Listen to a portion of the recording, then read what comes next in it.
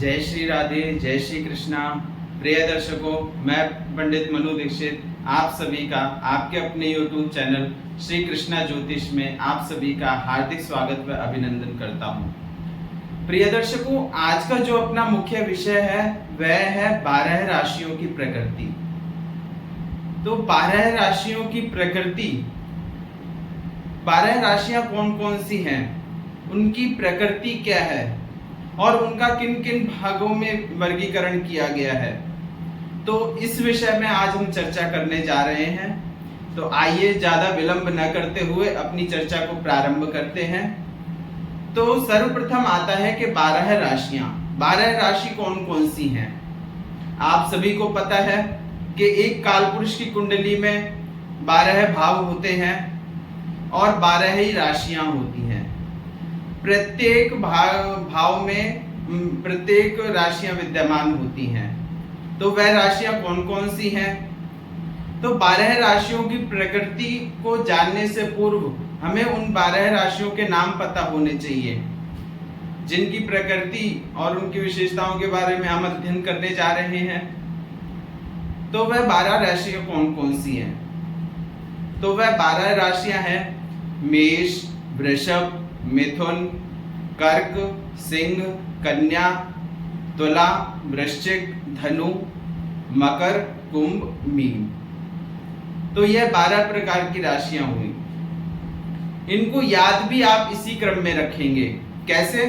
1 number पे मेष, 2 number पे वृषभ, 3 नंबर पे मिथुन, 4 नंबर पे कर्क, 5 नंबर पे सिंह, 6 नंबर पे कन्या, 7 नंबर पे तुला, 8 नंबर पे वृश्चिक, 9 नंबर पे धनु, 10 नंबर पे मकर, 11 नंबर पे कुंभ और 12 नंबर पे मीन। जैसे कि मैंने यहाँ पे क्रम वाइज इनको लिख रखा है 1 से लेके 12 तक। तो आपको भी इसी क्रम में इन 12 राशियों को याद रखना होगा।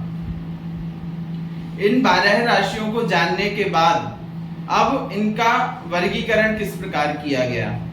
तो कहते हैं कि इनका 5 भागों में वर्गीकरण किया गया। 5 भागों में कैसे?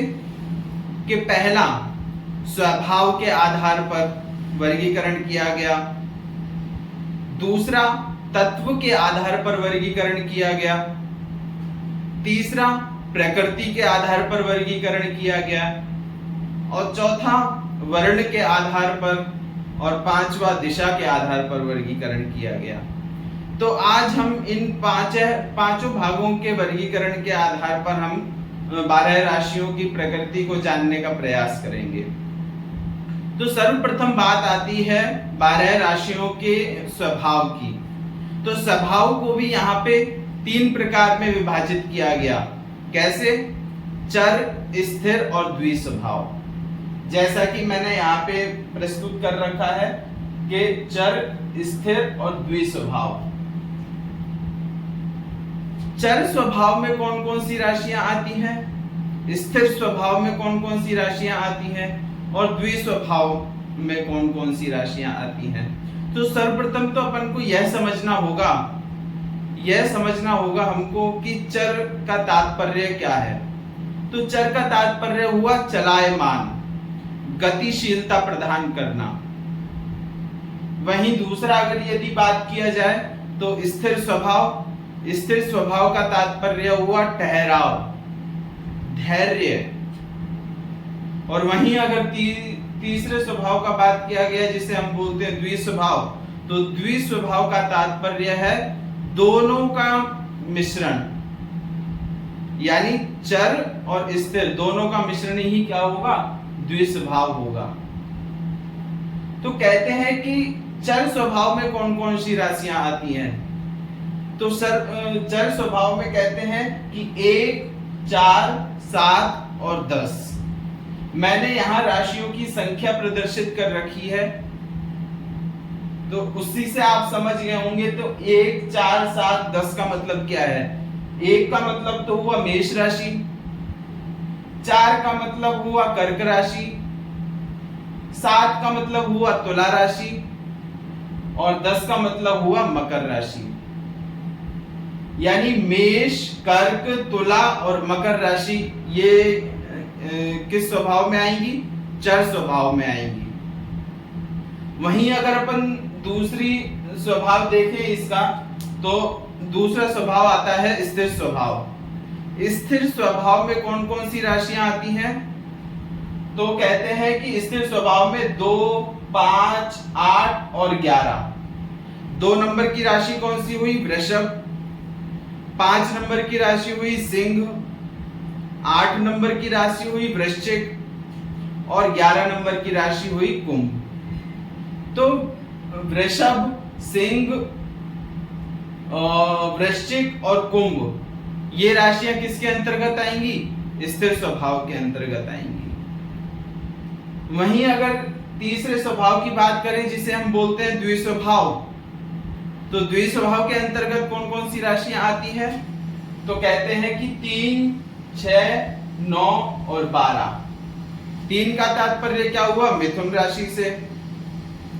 6 का तात्पर्य क्या हुआ? कन्या राशि से। और 9 का तात्पर्य क्या हुआ? धनु राशि से।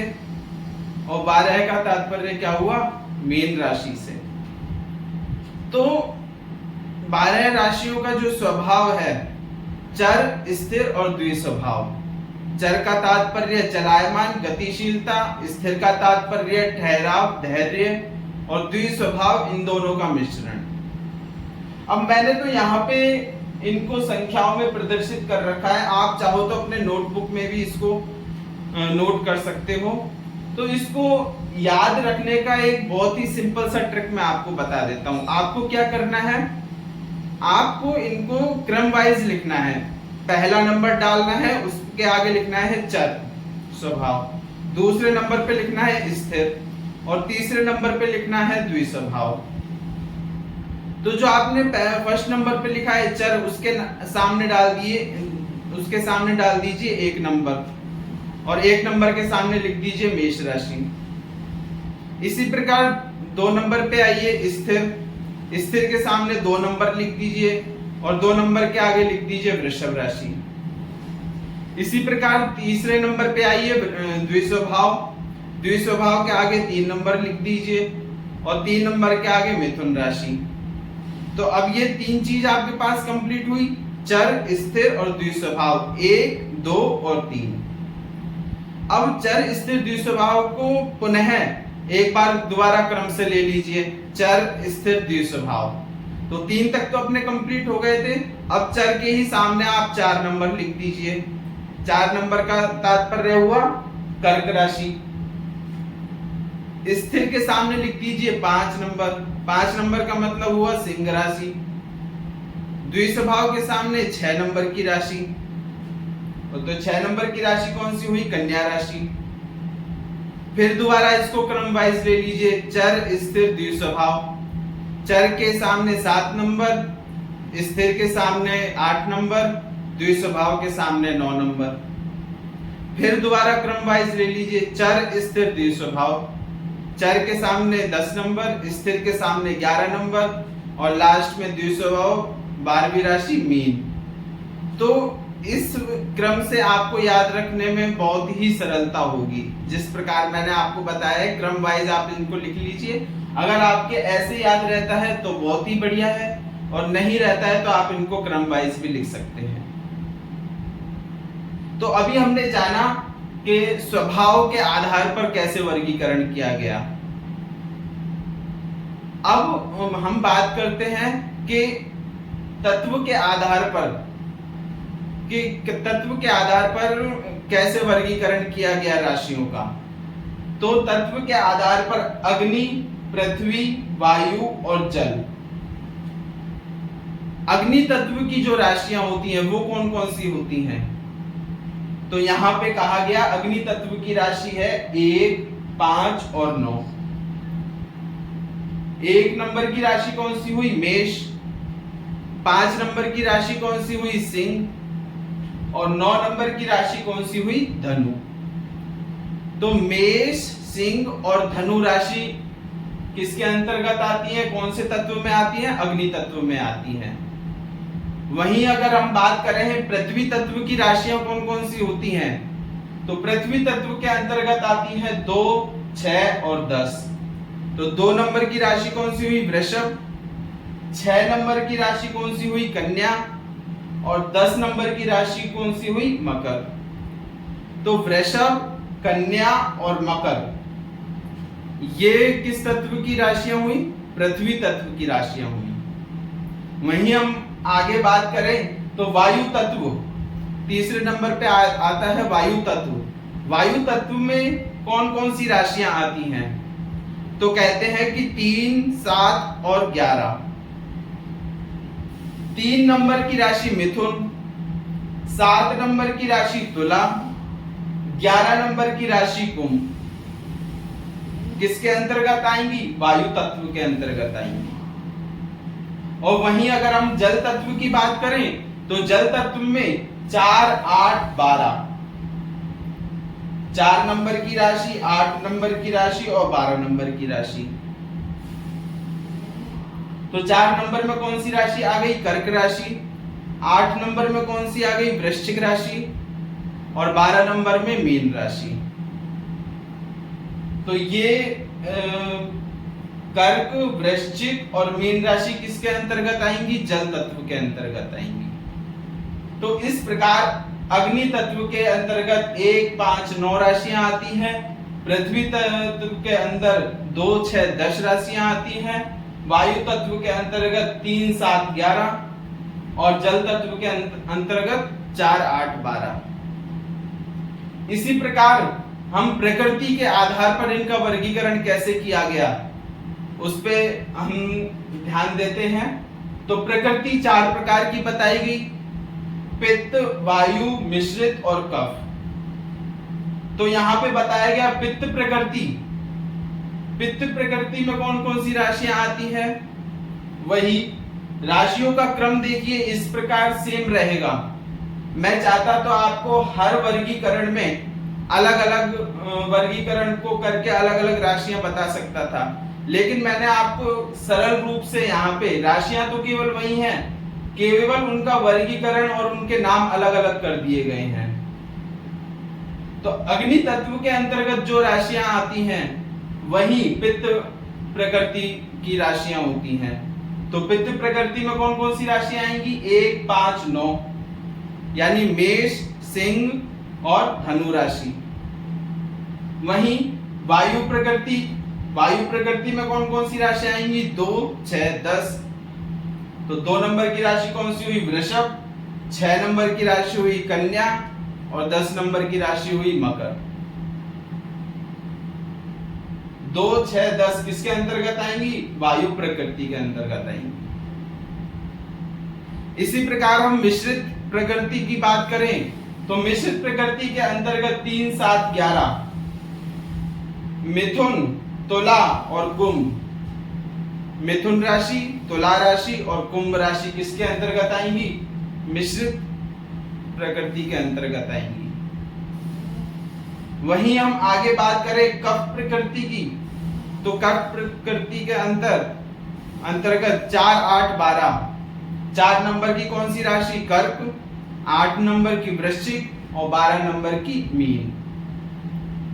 तो हमने अभी तत्व के आधार पर इनका वर्गीकरण किया 12 राशियों का, और प्रकृति के आधार पर 12 राशियों का वर्गीकरण किया। तो इससे निष्कर्ष क्या निकला?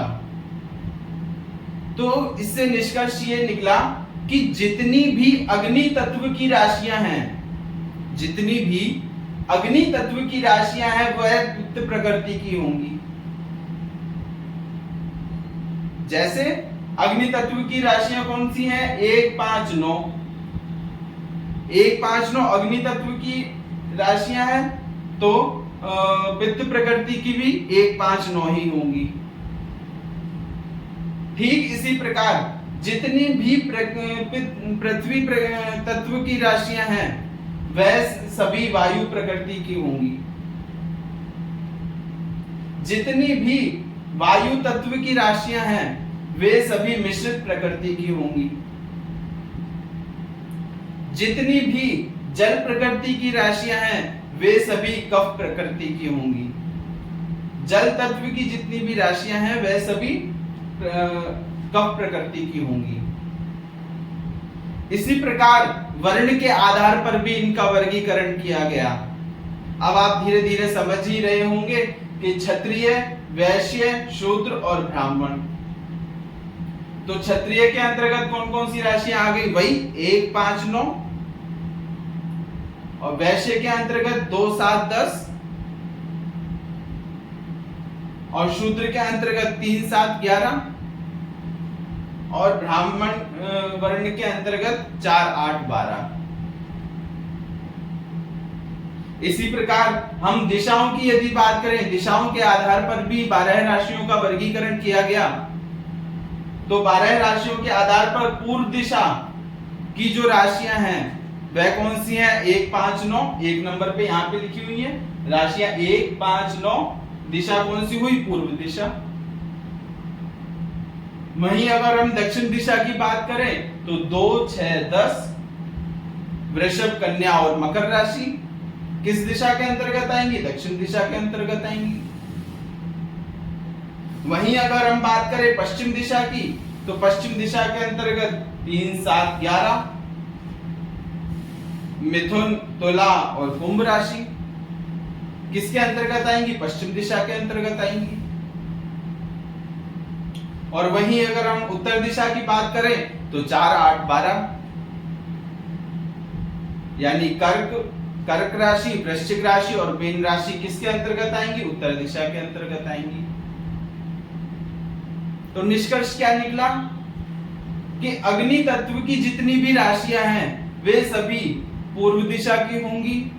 जितनी भी पृथ्वी तत्व की राशियां हैं वे दक्षिण दिशा की होंगी।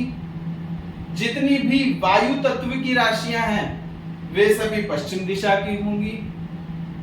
और जितनी भी जल तत्व की राशियां हैं वे उत्तर दिशा की होंगी। तो इस प्रकार 12 राशियों की प्रकृति को आज हमने समझा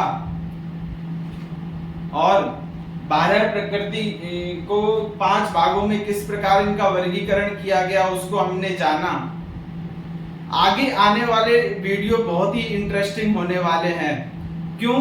क्योंकि आगे आने वाले वीडियो में हम यह जानने का प्रयास करेंगे कि 12 राशियों की विशेषता क्या है और नवग्रह जो नवग्रह होते हैं उनके बारे में जानने का हम प्रयास करेंगे। लेकिन उसके लिए आप सभी से निवेदन है कि इस चैनल को सब्सक्राइब कर लें और बेल आइकन को जरूर ऑन कर लें। उससे होगा ये कि मेरी नेक्स्ट वीडियो जैसे ही आएगी उसकी नोटिफिकेशन सबसे पहले आपको प्राप्त होगी। तो आशा करता हूं आज का ये सेशन आपको बहुत ही लाभप्रद लगा होगा, ज्ञानप्रद लगा होगा। अगर आपके लिए यह वीडियो थोड़े से भी काम आया है तो आप लाइक कर सकते हो, कमेंट कर सकते हो। इस सेशन से रिलेटेड यदि आपकी कोई क्वेरीज हैं तो वह आप कमेंट में लिख सकते हो और मैं उसका रिप्लाई देने के लिए हमेशा तत्पर रहूंगा। इसी के साथ आज्ञा लेता हूं। तब तक के लिए आप सभी स्वस्थ रहिए। जय श्री कृष्णा, जय श्री राधे।